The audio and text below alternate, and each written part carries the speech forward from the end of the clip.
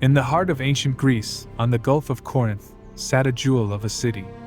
Framed by majestic mountains to the north and open to the blue expanse of the sea to the south, its location lent it an almost mythical air. The golden rays of the sun poured generously over the polis, endowing it with an ethereal glow that could be admired even from the remotest of distances. It was in this glorious city of Corinth, where Sisyphus, a name destined to echo through the echoes of eternity, presided with majesty. From his throne of ivory and gold, he reigned over this splendor, as resplendent as the city he ruled, his figure becoming an eternal radiance at the heart of this breathtaking landscape. A descendant of Aeolus, the lord of the winds, Sisyphus was a king who did not need to hide behind his noble lineage. His cunning and diplomacy, sharper than any sword, had chiseled Corinth into a bastion of wealth and splendor. Drawn by his prosperity, the people hailed him with reverence, while the monarchs of neighboring cities coveted his fortune with green eyes of envy. On his throne, Sisyphus stood like a beacon of authority, immersed in the luminosity of his cunning. He always seemed to be thinking, his keen gaze roaming the invisible patterns of his domain, always weaving the intricate webs of his next move. Under his leadership, Corinth flourished. The city grew in wealth and splendor, the people enjoyed a life of peace and plenty, and the laughter of children echoed through its streets.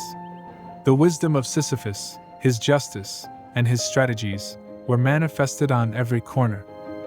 Despite his earthly success, the king looked up at the starry firmament every night, with an unfulfilled desire beating in his heart.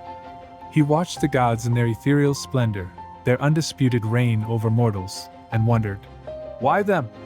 The spark of audacity became a flame, and Sisyphus, in his immense ambition, set out to challenge the gods themselves. In his daring, however, he did not realize that his hubris was leading him toward a precipice, one that harbored a punishment as immense as his audacity. On a seemingly ordinary day, Sisyphus saw something unusual. Zeus, the king of the gods, descended from Olympus with a mortal, Aegina, the daughter of the river Asopos, in his arms. The gods, in their immortality and power, often took what they desired. And while it was considered an honor for mortals to be chosen by them, it was also a cause of pain and despair. The wily mortal saw this as an opportunity, an ace up his sleeve to use when the time was right. It wasn't long before that time came. Asopos, the river god, terrified and distraught over the disappearance of his beloved daughter, turned to Sisyphus for help. The wily king, concealing his knowledge of the matter, offered a deal. In exchange for creating a water source for the city of Corinth, Sisyphus would reveal who had abducted Aegina. Asopos, with no other choice, agreed to the deal. And so Sisyphus, in his cunning and audacity, revealed to him that it was Zeus who had abducted his daughter. Asopos, filled with anger and sadness, left to confront Zeus, while Sisyphus rejoiced in his victory. However, such an act of deception did not go unnoticed by the eyes of Zeus. In the realm of the immortals, on the heights of Mount Olympus, the king of the gods, Zeus, looked down upon the world of men with a mixture of anger and disdain. He had learned of Sisyphus' deception, of how Sisyphus had revealed his secret to Asopos, and his heart beat with the rhythm of a raging storm. Zeus, whose eyes could see beyond time and space, and whose anger could unleash the most terrible torments, was now filled with incandescent anger. He felt betrayed and deceived, and in his heart was born the desire to punish the mortal who dared to defy him. With determination etched on his divine face, Zeus summoned Thanatos, the personification of death. Thanatos, a being of shadows and silence, appeared before Zeus. His eyes were two abysses of darkness, and his presence was so cold that even the gods could feel a chill. "It is time for Sisyphus to receive his punishment," said Zeus. "Take him to the realm of Hades. Let him pay for his insolence." Thanatos nodded, and departed to carry out Zeus' will. He descended into the mortal world, his shadowy figure gliding through the night, invisible to all but his victim. But the cunning king, he had prepared himself.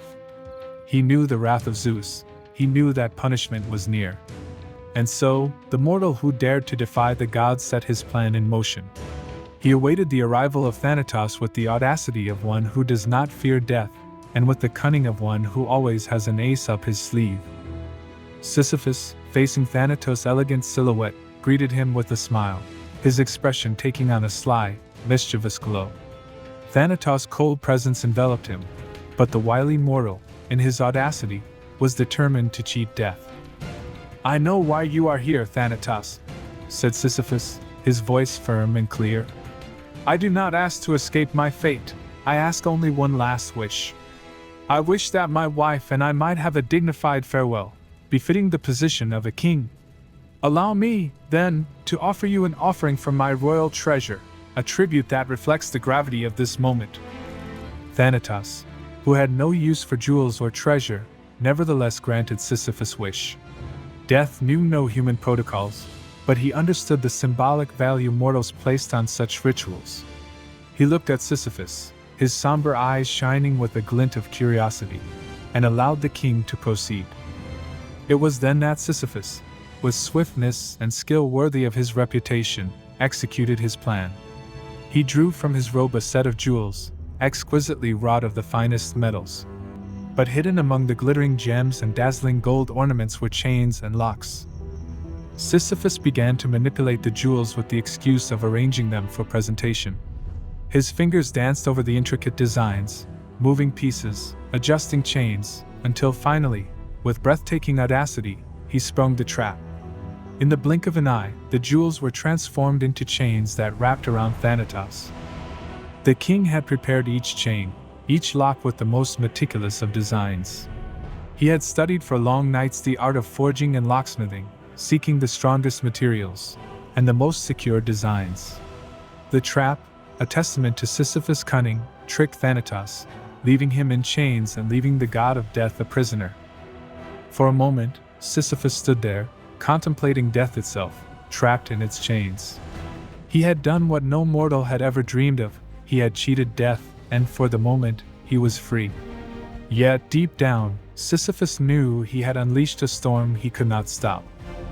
Sisyphus returned to his kingdom, silently celebrating his small victory. However, his triumph caused indescribable chaos in the world. Those wounded in battle could not find relief from death, the elderly could not rest in peace, and the balance of life had been broken. Soon Ares, angered by the void of death on his battlefields, released Thanatos, restoring the cycle of life and death. Still, the wily king was not finished. Knowing his time was limited, he hatched another plan.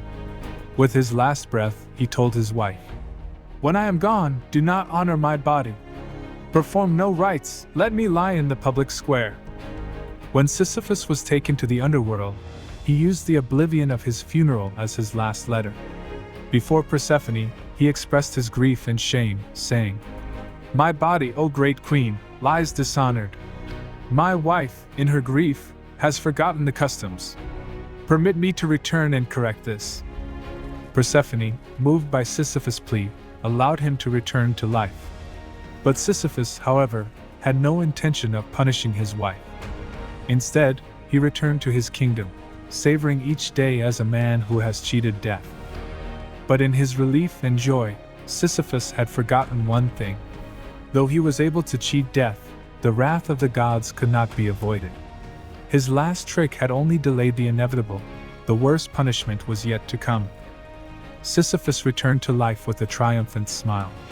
However, the gods are not beings to be fooled with impunity. The wily king had stretched his thread of fate beyond what was permissible, and it was time to face the consequences. After enjoying time on earth, a second gift of life that no mortal had ever savored before, the gods decided it was time to take Sisyphus back to the underworld. Hermes, the messenger of the gods and conductor of souls, was sent to escort Sisyphus back to the underworld. This time, there was no escape. With no tricks up his sleeve and no cunning plans, Sisyphus was led to the realm of Hades, where a punishment befitting his audacity awaited him. Sisyphus was led to a dark valley, where a gigantic boulder lay on the ground. The ancient king felt a shiver run down his spine as he gazed at the immense rock. Hades, with an expression of stern determination, pointed to the boulder and said, "This will be your eternal job. You shall push this boulder to the top of the hill. Only then will your work be done." In the dark depths of the underworld, Sisyphus was led to a dreary and desolate valley. The only companion in that bleak landscape was a huge boulder, whose rough, cracked surface rested motionless on the stony ground. The very sight of the rock sent a shiver along the spine of the former king. Hades, with the weight of eternity in his eyes, pointed toward the boulder. "This will be your perpetual duty," he declared, his voice as hard as the granite of the boulder. "Your mission will be to drag this boulder to the top of the hill. Only when you have carried it to its summit will your task be finished." The magnitude of the task echoed in Sisyphus' heart, but he nodded, and without a word, prepared to face his fate. With each dawn, he began the torturous process of pushing the rock. His body writhed as he struggled against gravity. By nightfall, Sisyphus reached the top of the hill. Exhausted and panting, he saw his reflection in the rock, and for a moment, he could taste sweet victory. But the rock, faithful to Hades' will, rolled back into the valley, leaving him on the empty summit, surrounded only by the cruel laughter of the wind. And so began the eternal punishment of Sisyphus, a perpetual cycle of hope and despair. A king, who in life had been a master of trickery and deceit, was now caught in the most ruthless trap of all. Each day consisted of a steady climb, followed by the inevitable fall, a punishment both physical and emotional. The endless and futile task Sisyphus had to perform was his mirror, reflecting a life of trickery and deceit. But unlike his cunning plans in life, here, in the solitude of the underworld, Sisyphus could not cheat his fate. Eternity unfolded before him, a steep slope and a relentless crag, an endless nightmare that would echo down the centuries as an echo of his pride and overweening ambition.